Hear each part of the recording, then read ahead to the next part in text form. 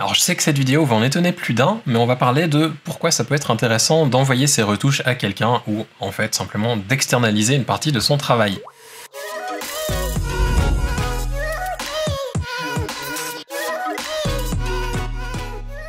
Chaque année, je reprends le travail que j'ai fait pendant l'année, je regarde ce qui m'a plu, ce qui m'a moins plu, là où j'ai perdu beaucoup de temps, là ce qui m'a fait gagner de l'argent, ce qui m'en a failli perdre. Enfin bref, un petit peu tout ça, j'essaie d'avoir un petit récapitulatif de mon année. Et il y a eu un constat qui a été assez flagrant, c'est que j'ai commencé à calculer le temps que j'avais passé à retoucher. Parce que je me suis dit, c'est quand même bizarre, il me semble que cette année j'ai fait beaucoup de choses, mais au final j'ai rien fait du tout. Et j'ai remarqué que, comme chaque année, j'avais passé énormément de temps à retoucher, sauf que au début, j'avais beaucoup de plaisir à retoucher et ça devient un petit peu moins le cas parce que ça commence à m'agacer un petit peu de passer des heures et des heures devant mon écran à faire de la retouche de peau au quotidien. Bref, j'ai calculé le temps que j'avais passé et j'ai passé environ 3 mois et demi en calculant des semaines de travail de 5 jours. Quelqu'un de normal qui travaille dans un bureau, 5 jours par semaine à coup de 8h à 17h avec une demi-heure, 3/4 d'heure de pause à midi. C'est ce que ça m'a fait en gros pendant une année. J'avais un quart de mon année qui a dégagé à être collé derrière mon écran. Alors, pour les gens qui ne sont pas indépendants, peut-être qu'ils se diront « Oui, mais bon, c'est ton travail, c'est normal ». Pour les gens qui sont indépendants, je pense qu'ils sont en train de comprendre qu'effectivement, que c'est un gros problème. Le truc qu'il y a, c'est que, en fait, quand je retouche, je suis pas en vacances, je suis pas avec ma famille, je suis pas en train de démarcher des nouveaux clients, je suis pas en train de shooter pour avoir plus d'argent qui rentre. Donc au final, je suis pas vraiment rentable. Je perds plus d'argent qu'autre chose en fait à retoucher et surtout à passer autant de temps que ça. Il y a des fois où je peux le justifier de retoucher parce que ma patte va réellement faire une différence sur la photo, alors qu'il y a des fois où, entre nous, pour la retouche que certaines fois je dois faire, ça apporte rien du tout que ce soit moi qui le fasse ou quelqu'un que j'engage pour faire ce travail. Du coup, en ayant fait ce constat, je me suis dit bon, je pense que c'est le moment que j'essaye de faire comme j'ai fait pendant une période avec les mariages où je vais gentiment les donner à quelqu'un pour les traiter. Et oui, j'ai envoyé des photos à retoucher. Alors je sais qu'il y a des gens qui trouvent que c'est absolument horrible, qu'ils pourraient jamais le faire, que c'est lâcher le contrôle de son travail, qu'on perd absolument tout pouvoir sur notre contrôle artistique, sur la direction artistique, alors que c'est complètement faux. Pour moi, les gens qui me disent ça, c'est un petit peu comme dire je vais jamais engager de maquilleuse parce que de toute manière, elle pourra jamais faire ce que j'ai envie de faire. C'est le cas sur certains projets, ça peut effectivement arriver. Mais je pense que la majorité des photographes quand même engagent quelqu'un pour faire du maquillage. La retouche, au même titre que du maquillage, que de la coiffure, que de la direction artistique, c'est des métiers. Et je pense que le photographe a aussi des fois la responsabilité dans ses métiers, mais si vous avez envie de vraiment pouvoir en vivre, c'est un petit peu compliqué de prendre la responsabilité de 3, 4, 5 métiers à la fois. La retouche, il y a des gens qui le font très bien, il y a même certainement beaucoup de gens qui le font mieux que ce que la majorité des photographes peuvent le faire, et c'est aussi pour ça que c'est un métier à part. Pour commencer, on va parler un petit peu de mariage, on va revenir un petit peu après sur les portraits. Les mariages, pendant longtemps, en fait, j'envoyais mes photos à traiter à une entreprise qui s'appelle Image Salon. Ils sont au Canada, je vous mettrai le lien juste en dessous dans la description, comme ça vous pouvez aller regarder ce qu'ils font, et voir éventuellement si ça peut être une solution pour vous. La raison pour laquelle j'avais passé par eux, c'est simplement que ça me permettait, j'avais calculé en fait le coût d'un mariage en termes de retouche, combien ça me coûtait de le renvoyer et combien de temps moi je passais et voir si en fait je pouvais gagner plus d'argent pendant le temps que je passerais à retoucher. Et effectivement, c'était le cas. C'est-à-dire que c'était pas bien compliqué d'arriver à trouver 2 ou 3 mariages de plus dans l'année qui me permettait de couvrir ces frais et qui me permettait aussi finalement d'avoir un petit peu plus d'argent même qui rentre parce qu'au final je gagnais quand même pas mal plus d'argent que si je faisais moi la retouche. Rapport à la qualité du rendu final des images, j'étais vraiment très content parce que ce qui était génial avec Image Salon, c'est qu'on pouvait organiser une session Skype si on le voulait et ça nous permettait en fait de discuter avec notre éditeur. Donc on avait à chaque fois un éditeur qui était attitré, des fois c'était par saison où on avait un éditeur qui était attitré pour la saison, s'il partait à la fin on avait un nouveau l'année d'après qui reprenait notre dossier avec toutes les informations, on pouvait de nouveau demander une session Skype de temps en temps pour éventuellement discuter et dire ok ça j'ai bien aimé, ça un petit peu moins, j'aimerais bien que ça change. Enfin bref, je trouvais ça absolument génial parce que finalement c'était un petit peu comme avoir un éditeur engagé, sauf que c'était quelqu'un un petit peu en freelance mais quand même dans une agence. Donc il y avait un petit peu tous les avantages et on enlevait pas mal des aspects négatifs. Parce qu'engager un retoucheur pour soi-même, c'est-à-dire qu'on doit couvrir ses charges sociales, personnellement j'ai pas envie de le faire parce que j'ai pas toujours du travail assez régulièrement pour le faire.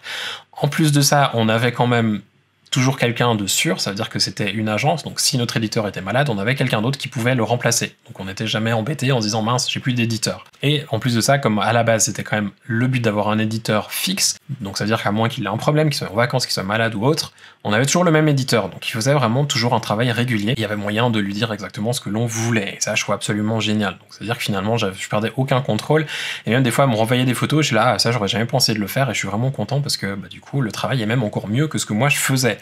C'est finalement le but, c'est de proposer à mes clients le travail le meilleur possible et pas juste de me dire oui, mais c'est pas moi qui le fais, donc je suis pas crédible. Le client, au final, s'il a ces images et qu'il aime les images qu'on lui délivre, il va être content. Que ce soit vous qui les ayez retouchées, vous qui ayez mis les photos sur une clé USB ou pas, le client, il en a pas grand chose à faire. Donc c'est vous qui faites les photos. C'est un peu pour ça qu'on vous engage quand même à la base. Le deuxième aspect, c'est la photo, portrait, beauté, studio, tout ça. Où là, c'est un petit peu différent à mes yeux. Je trouve qu'il y a vraiment la grosse différence, qu'on le fasse nous ou quelqu'un d'autre, c'est le traitement de couleur. C'est là où finalement on arrive un petit peu à faire passer ce que l'on ressent, ce que l'on a envie que les gens ressentent en voyant la photo. C'est pas en faisant de la retouche de peau, c'est pas en ajoutant un élément à gauche ou à droite. Si on trouve un retoucheur qui le fait bien, généralement, on n'a pas trop de problème à avoir un bon résultat qu'on peut délivrer au client sans avoir, nous, à passer des heures dans Photoshop. J'ai envoyé une photo il y a quelques temps en arrière. Elle a très bien marché d'ailleurs sur Instagram et c'est preuve que finalement, les gens, que c'est moi qui ai retouché ou pas, on n'en a rien à faire parce qu'ils sont pas venus crier dans les commentaires mon Dieu, la retouche est dégueulasse ou qu'est-ce qui s'est passé sur cette photo. Les gens ont rien dit du tout et c'est vraiment bien la preuve, encore une fois, que je le retouche moi ou que ce soit quelqu'un d'autre, ça change pas grand chose par rapport aux gens qui regardent mon travail, que ce soit des clients potentiels ou d'autres photographes. La photo en question, c'est celle qu'on a ici à l'écran. Donc là, c'est le brut de Capture One, mais le brut avec déjà un traitement de couleur. Donc moi, j'ai envoyé cette photo avec un traitement de couleur à la retoucheuse en question. Je vous mettrai là encore une fois le lien juste en dessous dans la description si vous voulez voir son travail ou que vous voulez essayer de travailler avec elle. Si je fais une remise à zéro des paramètres, ici, on voit que ça, c'était le brut, vraiment brut de brut à la capture. Donc ça, c'est avec le premier traitement de couleur que j'ai envoyé à la retoucheuse. Et ensuite, ce que j'ai reçu en retour, c'est cette photo. J'ai reçu ça. Alors le traitement, la peau est pas tout à fait comme moi je l'aurais retouché. C'est un petit peu plus lisse, mais ça me dérange pas forcément parce que pour cette photo, c'est vraiment quelque chose qui correspond. Je voulais quelque chose d'un petit peu plus féerique et pas d'avoir forcément quelque chose qui soit hyper naturel. Donc ça me dérange pas trop, mais on a quand même encore du grain de peau. Le traitement en termes de couleur, je lui ai demandé de garder les couleurs telles qu'elles étaient, donc il y a eu une légère correction de couleur au niveau de la peau, mais il n'y a pas eu des gros changements non plus. Pour moi, ça me va très bien.